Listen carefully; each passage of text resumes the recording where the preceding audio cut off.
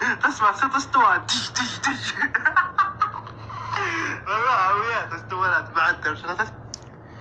बिस्मिल्लाहिर्रहमानिर्रहीम, अस्सलामुअलैकुम। यौमुल वतनी के रिज़ल्ट आना शुरू हो चुके हैं जी। मैं आपको कोई पिक्चर वगैरह इनकी दिखा रहा हूँ, वीडियो चलाकर भी साथ में आपको दिखा देता हूँ मैं ये किस शहर में वाक़या पेश है और मामला क्या है।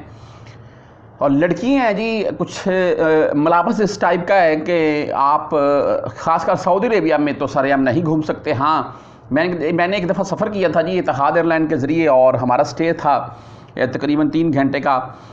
वक्फे वाली मेरी टिकट थी, और वहाँ पर एयरपोर्ट के ऊपर तो मैंने बहुत से मनाजर देखे। फिर या देखें, वो कुछ कंट्री जैसे दुबई ले लें, आप शारजा ले लें, वहाँ पर आते हैं लोग बाहर से इसी ड्रेस के हिसाब से, लेकिन सऊदीया में ऐसे मामला नहीं है।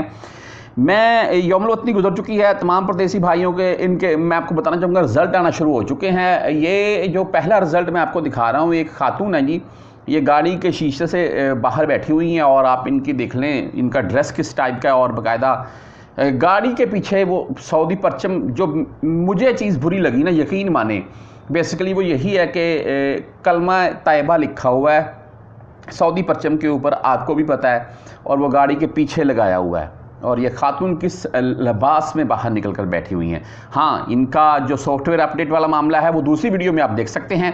ये जो दूसरी वीडियो भाई है, इसमें ये जो खातून खड़ी हुई हैं गाड़ी के वो ऊपर सनरूफ जो होता है वहाँ से बाहर निकल कर, और साथ में कुछ एनेक लाइटिंग वाली, और ड्रेस इनका भी कुछ इसी टाइप का है, और पीछे सऊदी परचम सॉरी लगा हुआ है इनके पीछे।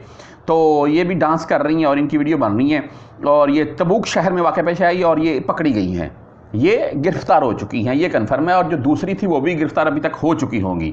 तो बात करने का सिर्फ मकसद ये है कि तमाम परदेशियों के साथ वीडियो शेयर करने का मकसद ये था कि यार, क्या नेशनल डे या यौमुल वतनी इस हिसाब से मनानी चाहिए, वो भी ऐसे परचम के साथ जिसके ऊपर कलमा लिखा हो। तो आप मुझे इसके मतलब भाई अपनी राय भी ज़रूर दीजिएगा।